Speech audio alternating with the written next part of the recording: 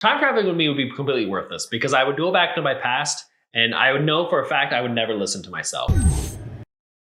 Hey, it's Future Mike here. He's right. He wouldn't listen. I came back from the future and I said, hey, why don't you just put on some sunscreen? Why don't you put on some sunscreen? Just a little bit of sunscreen. And he didn't listen. So here he is now. He also didn't invest in Blockbuster. I told him the future, Blockbuster's the thing, it's going to come back. He didn't invest. What are you going to do? What are you going to do? Future Mike out. What's up, everybody? Welcome back to the channel. If you're new here, I'm Mike. And I'm Kim. And you're watching Tabletop Turtle. So today we're going to be playing Anachrony. Anachrony is a worker placement sort of tableau builder, a game that is incredibly beautiful, has a huge table presence, and also a huge bookshelf presence. If you don't have bookshelf anchors to attach to this game, I think if it falls off your shelf, it's going to kill your pet. I think Fluffy will be no more. Oh, for sure. This is a big box. Anachrony is a game designed by David Truzzi, released in 2017. A fairly complex game for 1 to 4 players that plays in roughly 2 to 3 hours, but it'll probably be 4 to 5 on your first play. Far in the future, 4 ideological groups are fighting for dominance over ravaged Earth. Build super projects, achieve scientific breakthroughs, and loan resources to yourself in the future like some sort of Marty McFly bookie. But you better do it all fast, because a giant meteor is coming, and it's gonna mess your shit up.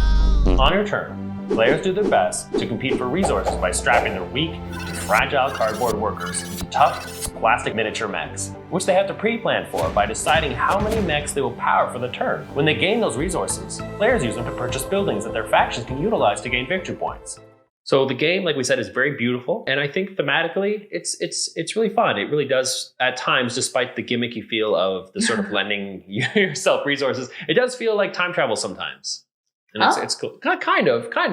I know it's just a loan. The basic mechanic is you sort of give yourself a resource for that round, but then on the premise that in future rounds, you build a building which will allow you to go back, let's say 2 spaces in a different time. Yeah, you build basically a machine for time travel. Yeah. And then you go back in time. But pay that resource back. Yeah, we'll get into this a little later, but I do feel like I'm not sure if they needed time travel as kind of like the mechanism explanation. It's a good little hook. It's a good little hook. It definitely is different. Yeah, thematically, I think it's a good game. I think I'm a big fan of how the game ends. It has a set amount of rounds, but near the end, it can be a bit variable. You know that a meteor is coming to completely obliterate the Earth. And so there is a bit of tension between like, okay, I have to get all the resources I need to get before I can ship off into this new planet that I'm going to. Because every player has a different objective. So you have variable player powers as well, which is a lot of fun. Yeah, I really like that kind of stuff. Whenever there's I feel like most games, when there's a strong theme, it normally coincides with having some kind of variability between players. I feel that way it adds more dimension into what everyone can do. And it kind of makes it, not that time travel is very realistic, but it makes it more realistic because it's like, oh, you can do this, I can do this. And it makes us feel different. Yeah, it paints like just like people picture. Are different. Yeah. Exactly. Yeah. Not like just doing the exact same thing with the exact same people. But it's not so pigeonholing where it's in some games where you get a +1 to collecting wood and you're like, well, I guess I have to collect wood for the rest of the game. And this doesn't come with the base game. We have it's not the Kickstarter version, but it's just the miniatures that come with the extended edition. They're kind of worth it because it just feels pretty cool to sort of slot your worker into this big machine and then send it out. Thematically, again, it feels nice. But even if you don't have the miniatures, putting your workers inside of something to send them onto the board, and more importantly, sort of pre-planning the precise amount of workers you want to use for that turn, I do like that. I do like that. It is a little different from what a lot of other worker placements do. It's kind you like that? I do like when a game sort of gives you more, not depth, but more, I want to say complexity because people shy away from that word, but it's a bit more complexity. I would call it strategic. Like you have to be very strategic about it because you can't, and again, you kind of take turns putting workers out, and you can't change your mind really, depending on what your opponent does. Well, you can adapt. To an extent, because whatever strategy you decide for that round, and let's say I want to put out 5 mechs, I know I only have 5 mechs, right? Just because he did something and took up all the spots I wanted, and I need a 6th one to go to that spot, I can't add one in later. You have to pre-plan it all, and your plan, your strategy has to account for all the things your opponent will do. And I'm a big fan of worker placement games that allow the workers to be a little different. All the workers don't feel exactly the same. Like the administrator has certain strengths based upon where you place them. Just the miner has certain strengths based upon where they place them. So it adds that another layer of not complexity, but another layer of depth that you have to take into consideration. It's like, okay, well, I really need to do that building action, but I just have administrators. What do I do? The game can sometimes feel a little finicky at times. How so? So, okay, it's one thing that you have to load up your workers to be able to put them on the board. It's a nice touch, but then when they come back, 90% of the time they're coming back exhausted. So what that means is that you have to have another worker left over that you use to wake him up, or all the workers up, or you wake them up at like a dictator and then you lose some points at the end of the game. It's an extra step that is just like, I get it. I get why he's there, but it can feel a little much. It's sort of like the feeding your workers mechanic to some extent. It absolutely is the feeding your workers. And it's like food, sleep, all the basic stuff, human necessities. I don't want to manage this. What I'm saying is, okay, I'm time traveling. Oh, this is sick. I'm building these buildings. Oh, cool. Oh, now I'm managing my workers' sleep schedule. Yeah, they have to rest. But like, I don't want to be an HR agent in a board game. Nobody likes HR, and I don't want to be an HR in a board game, is what I'm saying. No offense to our HR viewers. You're wonderful. Human resources is important. I just don't want to be you. I would argue that any worker placement game is a HR game.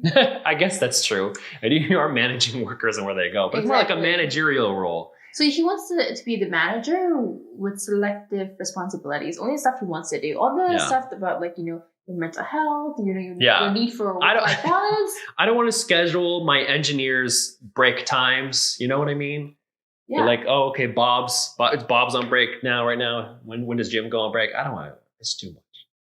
It's too much. In a game with so much stuff going on, it's too much. I also like, this is a smaller thing, I like the way you build your buildings. Because you can build from the draw stack and you can build from the discard pile. Mm-hmm. And actually, I guess it adds a nice thematic touch because you could say, and perhaps it could be a stretch, but you could say that like when you're building in the discard pile, it's like you're time traveling.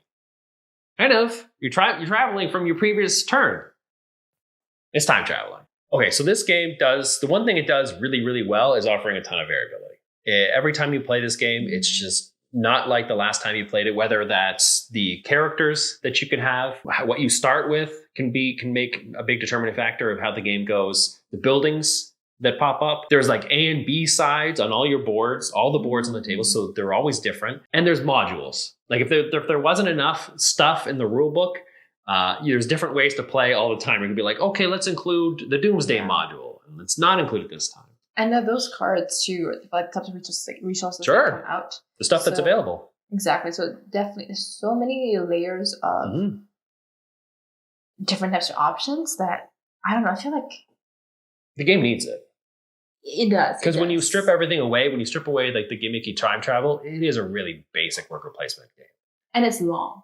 Like it's long. Really long. So if you're playing the same game again and again, like I can imagine like if there's no variability, by the second and third play, I'd be like, I'm bored. I am bored. Yeah. So you need definitely the little components. They're small little bits, but they add so much value to the game. Yeah. Eventually, like if you do buy the game, you're going to get this like first thing you do always is you go online and you find what's the best module combination. That's what everybody does. And then eventually you get that. Yeah. Because some modules are cool. Other modules are like, I don't know why I need to add that. That sounds boring. So you get the right fit for you and then you just play that. But yeah. Ooh, and then the end game scoring things that give you victory points at the end, those change as well. That's right. And those also, because your objectives change, your gameplay changes, right? Yeah. So how do you feel about the interaction between players? Worker placement game, pretty much. There is so little interaction. And like a lot of worker placement games, the main interaction is, there is one spot for that action, and you took my spot. Yeah. How deep? How meaningful? I don't know. I feel like because there's unique player characters and there's buildings that you build, and I feel this about every single worker placement game. When you build unique things that only on playboard, I wish there was always an option to use the other person's buildings that they built. I think that would add or let the mechs fight. You have these giant mechs. Mind clash. Let them battle. Let them battle. What happens if they break? Well, no, you don't have to do this. Mechanically let them battle. Yeah, I just wish there was more of a way to kind of I don't know, even those simple things like you put on that person's spot, you give them resource to use that space, or for some kind of bidding system for the specific types of buildings. Sure, something, anything. Yeah. Yeah. Even if some of the buildings were a bit more interactive, but there's really nothing. Yeah, this game is. I I would never play this 4 players. I would never see a reason to play this 4 players. But if multiplayer solitaire is your jam, then this is the game for you. So what would be some of the reasons where you no longer feel this game is worth it? For me? Yeah. It's harder for you because I've had this game now for quite a long time. So I've been and playing. I haven't played it for as long.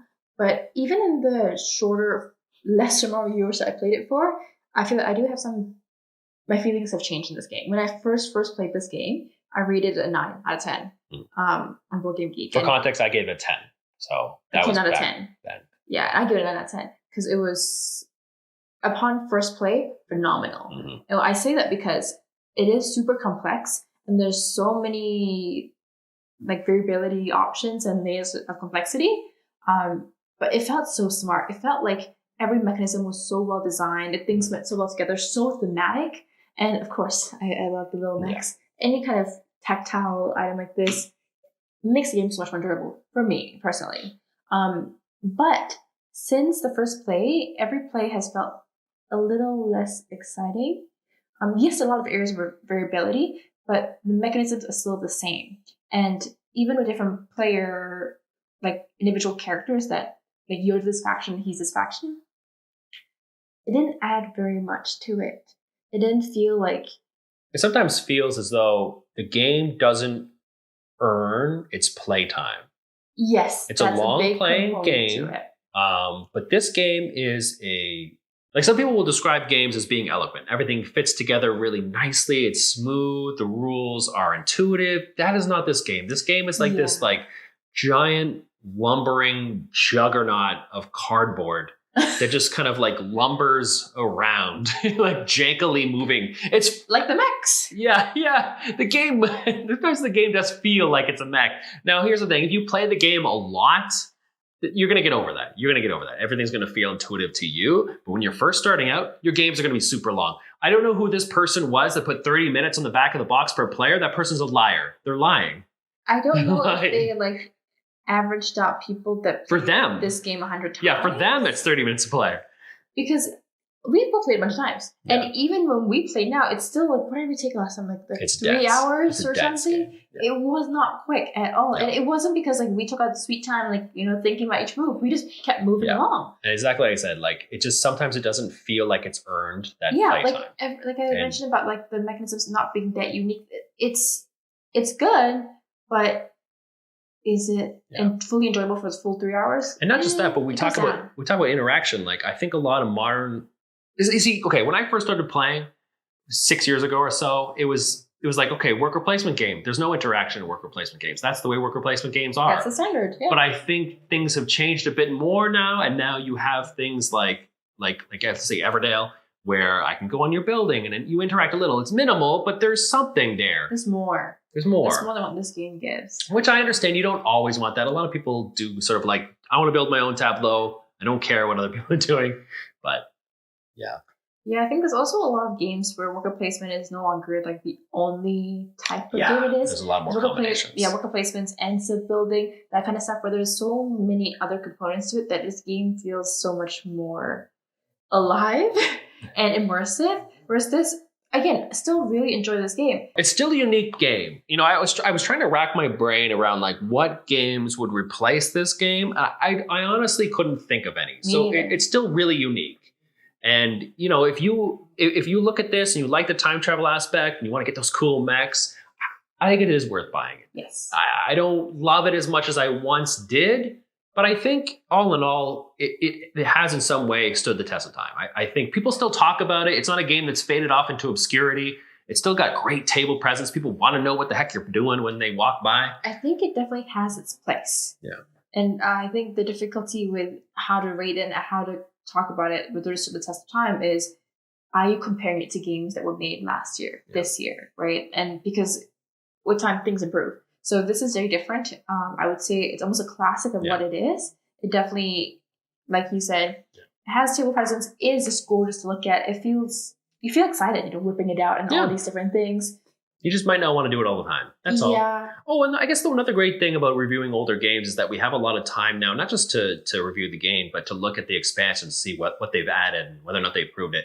And the one expansion we have is the most important one, Fractures of Time.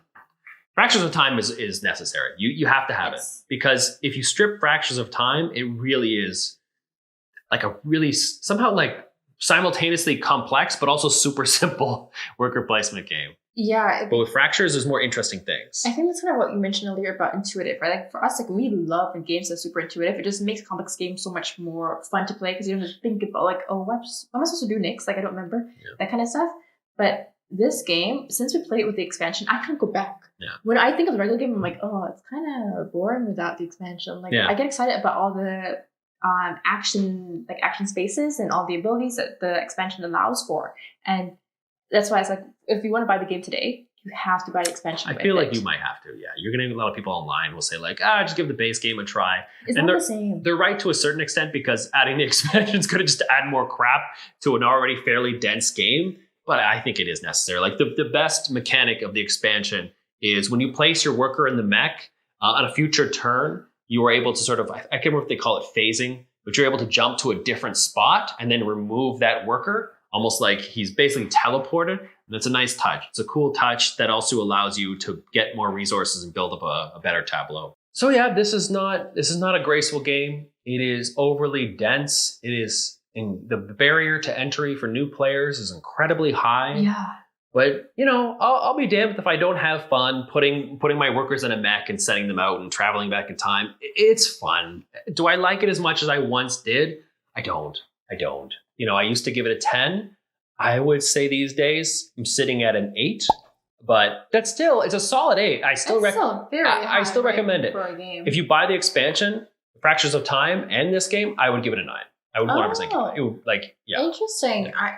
I have a little bit of a different opinion. I would say when we first played it, I gave it a 9, and that was only the base game. But I think probably my fault as well. I hadn't played many worker placement games at that point in time. I hadn't really seen the extent of what the board game world held and how different themes could come alive through different games. And just the base game alone today, I would evaluate it at a 6. 6? Because I compared it to other games, and other games are able to combine worker placement with other types of mechanics. Just, they make it so much more fun. And also, a lot of those games are under 2 hours. I don't have the best attention span, so I guess past the 2-hour mark, I'm like, I'm doing the same thing again and again. Yeah. Right? I'm still collecting the same resources. I'm trying to get the same endgame objectives. It becomes almost too repetitive. But I will say, with the expansion, I moved it up probably to like a 7, 7.5, because I think it, like we mentioned, it adds so much to the game, so much more complexity and creativity, being able to jump from spot to spot. There's a reason why Fractures of Time ends up on people's best of expansion lists. Yes. Quite a lot. It's a necessity for this game, honestly. Yeah. Or else you get bored of the base game after a few plays. Tabletop Turtle, Test of Time approved. That's right. And thanks for watching. If you enjoyed this video, please give it a like. Hell yeah. And comment below if you'd rather go into the past or go to the future if you had a time machine. Mm-hmm. Yeah. I'd rather go into the future, you'd rather go into the past. Investment advice. Invest in Blockbuster. Actually, if you're talking about getting to meet your future self and then giving them investment advice, or past self, I guess, yeah, I would go in the past for that too. Time traveling with me would be completely worthless because I would go back to my past and I would know for a fact I would never listen to myself. I would never listen to myself. I would listen to myself. I would. So get out of here. I'd be stinking rich and he'd be exactly the same. Exactly the same. Thanks for watching, everybody. Thanks for watching, guys. Bye. Bye. Love you.